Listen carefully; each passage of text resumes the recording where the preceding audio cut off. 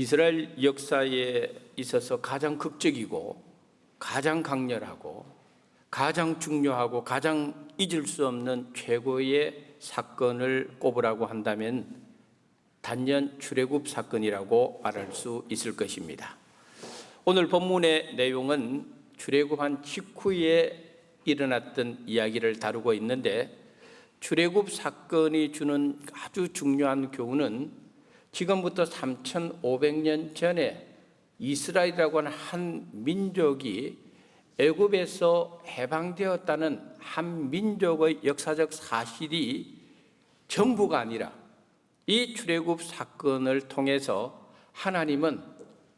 하나님께서 택하신 백성이 있고, 택하신 백성을 불러주신 사건이 있고, 불러주신 백성들과 언약을 맺은 일이 있고, 그 언약을 약속의 땅까지 어떻게 하나님께서 신실하게 이행해 가시는가 하는, 영적으로 보면은 구원의 역사의 전 과정을 압축적으로 보여주는 대표적인 사건이 바로 이 출애굽 사건이 되는 것입니다.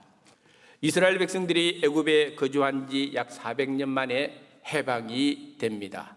그런데 이 출애굽 사건은 어느 날 갑자기 이루어진 사건이 아니라, 출애굽 사건이 일어나기 약 500년 전에 하나님은 믿음의 조상 아브라함을 통하여 이미 500년 후에 일어날 일을 하나님께서 예언해 주신 일이 있었고, 그 예언이 이 출애굽 사건으로 성취되는 것입니다. 우리 창세기 15장 13절 14절 읽어보겠습니다.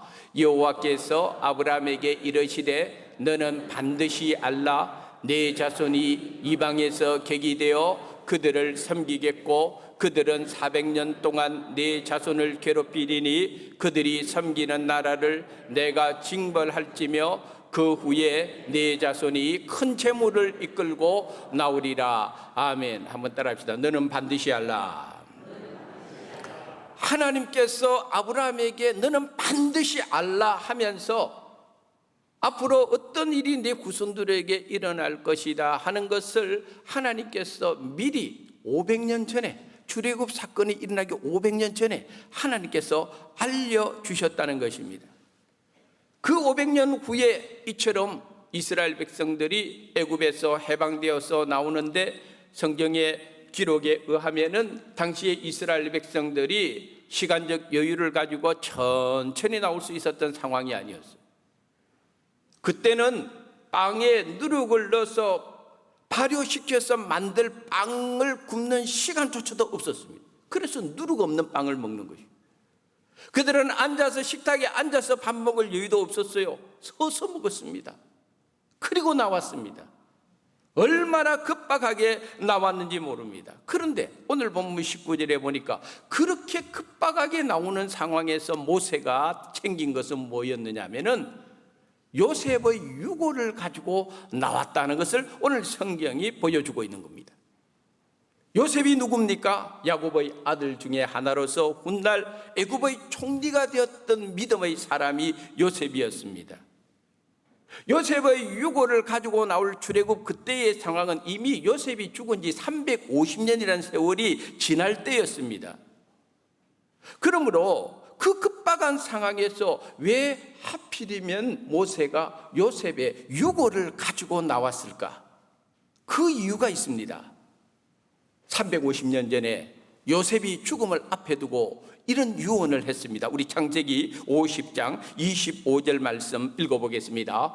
요셉이 또 이스라엘 자손에게 맹세시켜 이르기를 하나님이 반드시 당신들을 돌보시리니 당신들은 여기서 내 해골을 메고 올라가겠다 하라 하였더라. 아멘. 한번 따라합시다. 하나님이 반드시 당신들을 돌보시리니.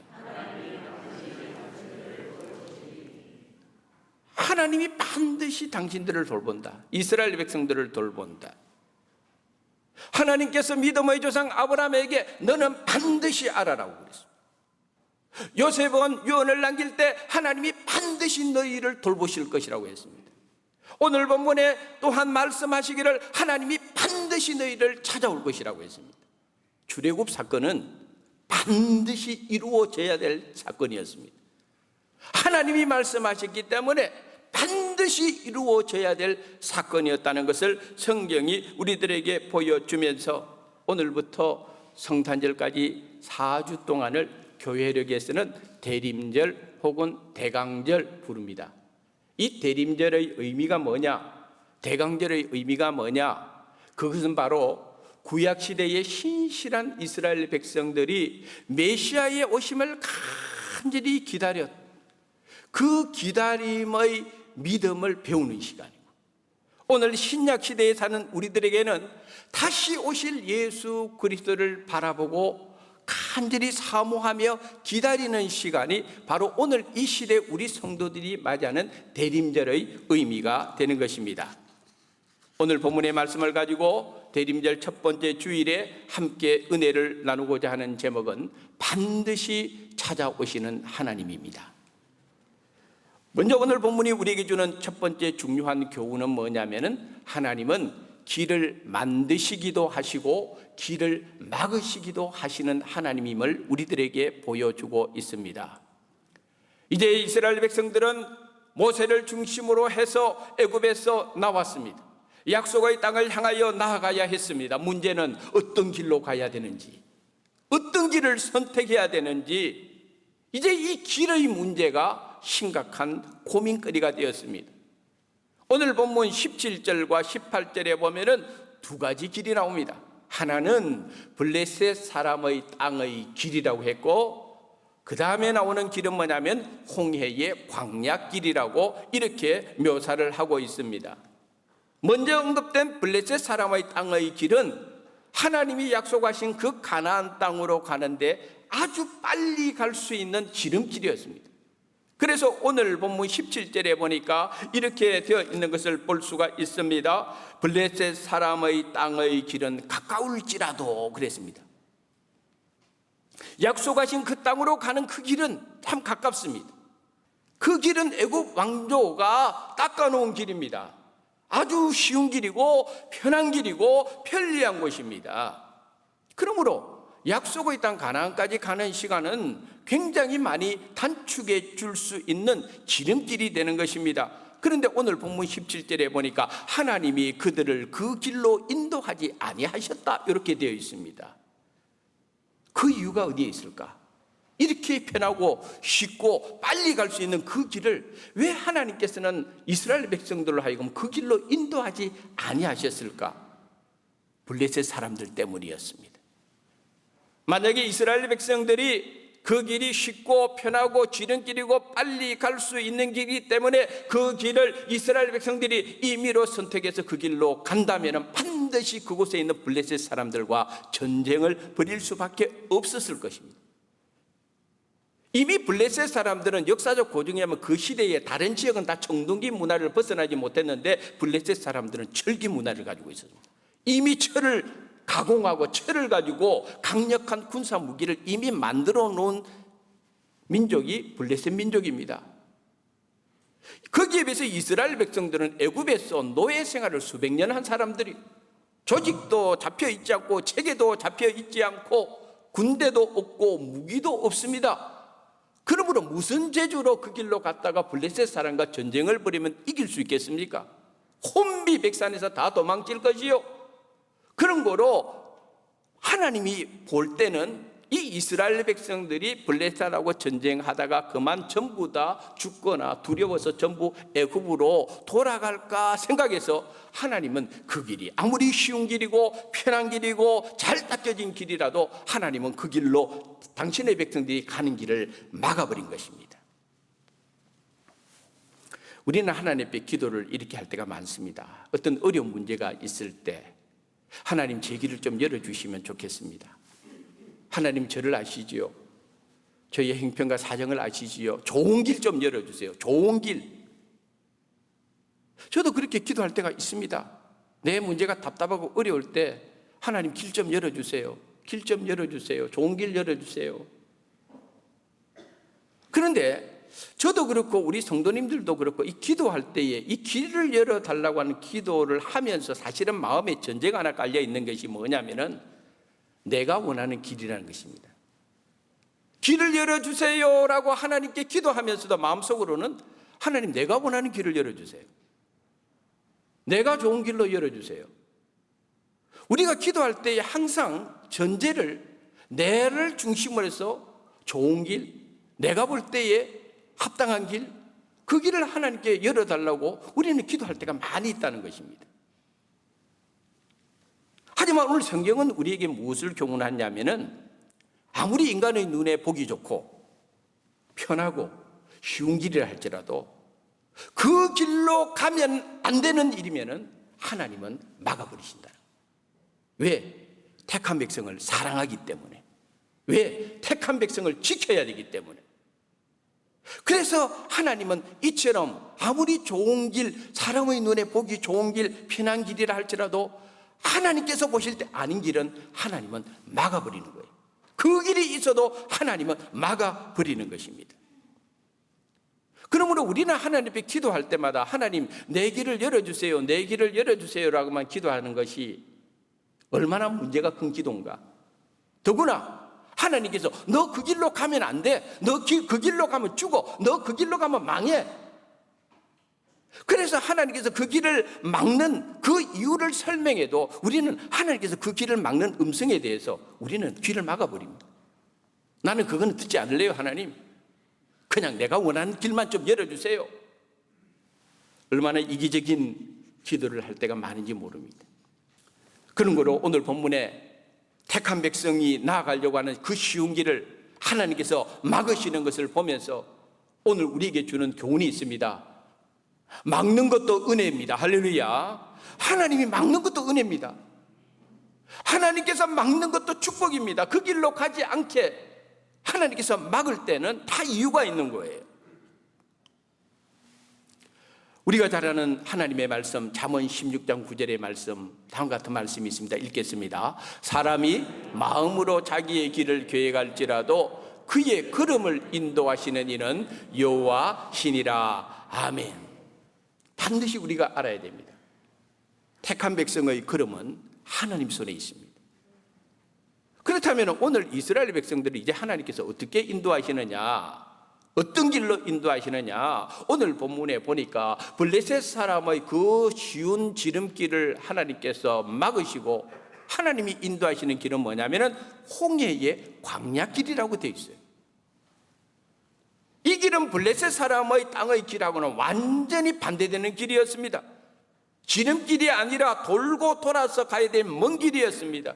거기에다가 거칠고 험한 광야길이었습니다. 광야는 물을 구할 수도 없고 식량을 구할 수도 없는 그런 곳입니다. 인간이 생존하기에 적합하지 않은 혹독한 환경입니다. 그 광야에는 온갖 위험한 것들이 다 도사리고 있는 고통스러운 곳입니다. 그런데 하나님은 이스라엘 백성들을 그 길로 인도하십니다. 이해할 수 없는 일을 하나님이 행하시고 있다는 것을 성경을 통해서 발견합니다. 이스라엘 백성들은 생각했을 것입니다. 아니, 저 길로 가면 편한데, 저 길로 가면 빠른데, 저 길로 가면 시간 단축되는데, 그런데 왜 하나님은 우리를 광야길로 가게 하시는가? 이 혹독한 이 환경의 상황을 왜 우리로 하여금 지나가게 하시는가? 이스라엘 백성들이 두려워했습니다.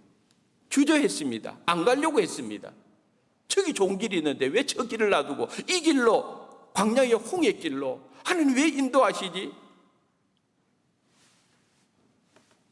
그런데 오늘 보면 18절 아주 중요한 단어가 나옵니다.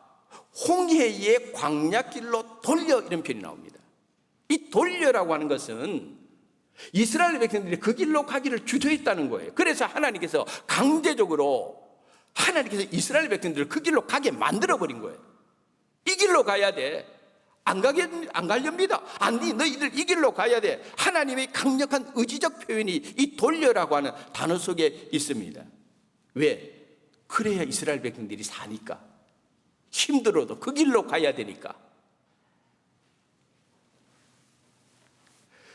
그러므로 사랑하는 성도 여러분, 오늘 본문이 우리에게 주는 교훈이 그겁니다. 하나님은 항상 길을 열어주시는 분이 아니라 하나님이 보실 때에 잘못된 길이라면, 내 백성이 죽는 길은 하나님은 막아버리시는 분. 그러나 또한 하나님께서는 한쪽을 막으면 열어주시되, 때로는 우리 인간이 이해할 수 없는 길이라 할지라도 하나님께서 그 길을 열어주실 때는 다 이유가 있고, 그런데 이 두 가지 길에 대한 교훈은 사실은 우리 인간 모두에게 해당되는 이야기예요. 우리가 다양한 모습으로 이 땅에 살아가지만요, 하나님 앞에 설 때는 딱 두 가지 길 중에 하나씩을 다 선택하고 하나님 앞에 서는 것입니다. 예수님께서 뭐라고 교훈해 주셨습니까? 마태복음 7장에 멸망으로 인도하는 그 길은 참 좋다, 넓다, 편하다. 그래서 사람들은 그 길로 가는 걸 좋아한다. 그런데 그 길의 종착점은 멸망이다. 그러므로 너희들은 멸망으로 인도하는 넓은 길로 가지 말고 좁은 문으로 들어가라. 그 길은 힘들다, 좁다, 그 길로 가는 사람들이 적다. 그러나 그 길로 가라. 왜? 그 길은 생명으로 인도하는 길이기 때문에 그렇다. 오늘 출애굽 사건 속에서 두 길은 오늘 그것을 우리들에게 또한 보여주고 있다는 것입니다.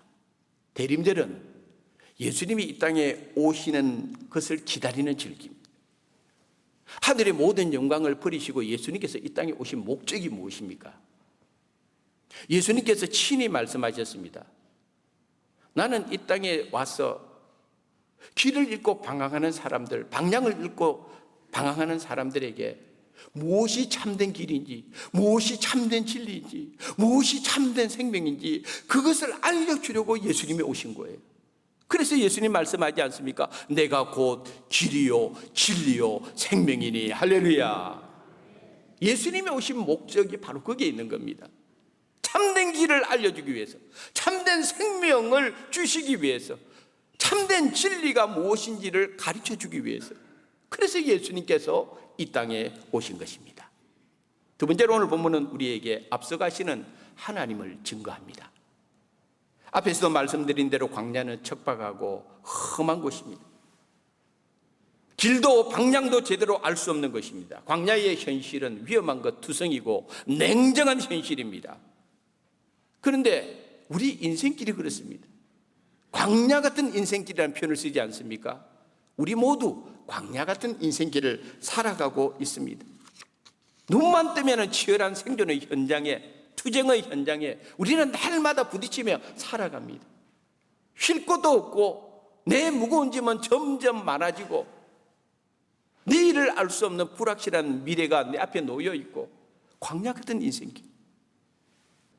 하나님께서 이스라엘 백성들을 광야로 몰았습니다. 이제부터 광야 가는 길 참 복잡하고 힘들고 괴롭고 고통스러운 길, 이 길을 어떻게 걸어갈까? 누가 우리의 길을 인도해 줄까? 그런데 이스라엘 백성들이 에담 광야 끝에 가서 장막을 칠 때 딱 보니까 평생 보지도 못한 구름 기둥과 불 기둥이 이스라엘 백성들을 광야길에서 앞에서 인도해 오고 있었다는 것을 알게 되었다는 것입니다. 하나님의 임재였습니다. 하나님께서 모세를 통해 인도하지만 사실은 모세가 인도하는 것이 아니라 구름 기둥과 불 기둥으로 임재하신 하나님이 그 광야의 고통스럽고 험한 길을 하나님이 인도해 오고 있다는 것을 이스라엘 백성들에게 초자연적인 사건이 가시적인 현상 속에서 눈으로 실제로 꿈이 아니라 현실로 드러나는 것을 이스라엘 백성들이 체험하게 되었습니다. 이스라엘 백성들에게 임재하신 하나님은 구름 기둥으로 불 기둥으로 인도하는데 오늘 본문 21절에 보니까 여호와께서 그들 앞에서 가시며 그랬습니다. 한번 따라합시다. 앞에서 가시며. 그뿐만 아니라 22절에는 낮에는 구름 기둥 밤에는 불 기둥이 백성 앞에서 떠나지 아니하니라. 할렐루야. 앞에서 인도했습니다. 하루 이틀 보이다가 없어지는 구름 기둥 불 기둥이 아니요, 일주일, 이주일 보이다가 없어지는 구름기둥, 불기둥이 아니요, 낮에는 구름기둥으로 밤에는 불기둥으로 계속해서 하나님의 그 두 기둥이 이스라엘 백성들을 이끌고 나아가는데 그 기둥이 떠나지 않는 거예요. 계속해서 그 광야길을 지켜주시고 밝혀주시고 보호해주시고 이끌어주시는 이 사건은 3,500년 전에 일어난 사건으로 생각해서는 안 됩니다. 오늘 저를 포함한 우리 모두 광야 같은 인생길을 다 걸어가는데 이 광야 같은 인생길을 누가 이끌어줍니까? 3,500년 전에 이스라엘 백성들을 구름기둥 불기둥으로 인도해 주신 그 하나님은 오늘날 우리의 인생길도 하나님께서 앞에서, 우리 앞에서, 내 앞에서 하나님은 이끌어 주시는 것을 믿으시기 바랍니다. 하나님이 이끌어 주십니다.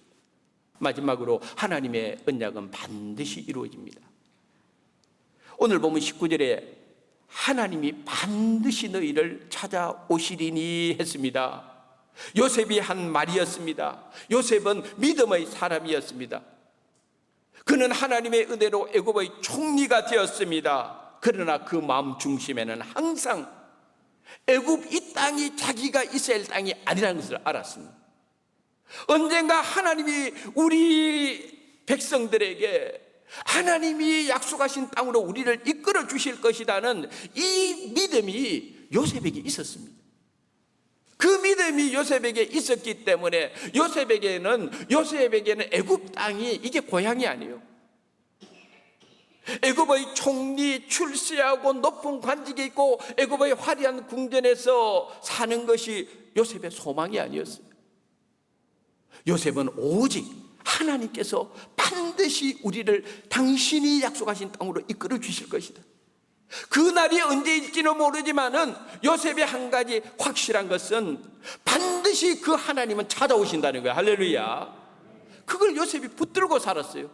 그러니까 요셉이 죽을 때 내린 유언이 그겁니다. 반드시 하나님 너희들을 돌봐주시고 반드시 하나님 찾아오시는데 그때 이 애굽 땅에서 나갈 때는 내 유고를 가지고 나가라. 그리고 하나님이 약속하신 그 땅에다가 이 유고를 크게다가 매장해라. 그것을 말을 했는데 그 요셉의 그 믿음이 그가 죽은 그 시점으로부터 약 350년 후에 정말 이스라엘 백성들이 애굽에서 나가면서 그 하나님의 약속이 실제로 성취가 되었던 것입니다. 믿음의 사람은 믿음의 비전을 볼 줄 아는 사람. 요셉이 바로 그런 믿음의 사람이었기 때문에 히브리서 11장 22절에 다음같이 요셉의 믿음을 증거합니다. 읽겠습니다. 믿음으로 요셉은 임종시에 이스라엘 자손들이 떠날 것을 말하고 또 자기 뼈를 위하여 명하였으며 아멘. 생각해 보세요. 요셉이 죽을 때만 하더라도 이스라엘 백성들이 애굽에 나갈 수 있었을 것 같았겠습니까? 아니요. 근데 요셉은 믿었습니다. 반드시 그날이 올 것을 믿었습니다. 믿었기 때문에 그 소망을 가지고 있었기 때문에 그 하나님의 약속은 350년 전에 실제로 이루어졌고 영적으로 영원한 본향 천국을 우리들에게 알려주고 인도하기 위해서 요셉이 죽은 후에 정확하게 1800년 후에는 예수님께서 이 땅에 정말 오시게 되었다는 것입니다. 할렐루야. 하나님의 약속은 반드시 이루어집니다. 그 약속은 믿음을 가진 자만이 그 비전을 붙들고 살아갈 수가 있고 그래서 히브리서 11장 1절에 믿음은 바라는 것들의 실상이요 보지 못하는 것들의 증거니라. 할렐루야. 이게 요셉의 믿음이 오늘 말씀에 반드시 찾아오시는 하나님이라고 했습니다. 그래서 반드시 찾아오셨습니다. 2000년 전에 이 땅에 오신 예수님은요 하나님 아버지로부터 받은 모든 사명을 다 감당한 후에 감람산에서 승천하시기 전에 예수님은 다음 같은 말씀을 남겨놓고 가셨습니다. 우리 사도행전 1장 11절 말씀 읽어보겠습니다. 이르되 갈릴리 사람들아 어찌하여 서서 하늘을 쳐다보느냐 너희 가운데에서 하늘로 올려지신 이 예수는 하늘로 가심을 본 그대로 오시리라 하였느니라. 아멘. 여러분 이것을 믿습니까? 하늘로 가신 그대로 오신다는 걸 믿어야 됩니다. 그래야 우리 대림절의 의미가 있는 거예요. 예수님 다시 이 땅에 오시는 것을 우리가 믿어야 되는 거예요. 왜? 믿음은 바라는 것들의 실상이요 보지 못하는 것들의 증거고, 하나님이 그렇게 말씀하셨으면 언젠가 그날은 반드시 오게 되어 있는 것이고, 그래서 초대교회 교인들은요 만날 때마다 인사가 마라나타였습니다. 마라나타, 아멘, 주 예수여 오시옵소서. 아멘, 주 예수여 오시옵소서. 이 대림절 첫 번째 주일 반드시 찾아오시는 하나님, 반드시 다시 오실 그 예수님을 다시 한번 우리 마음속에 믿음으로 확인하는 귀한 대림절 첫 번째 절기가 되기를 주님의 이름으로 축원합니다.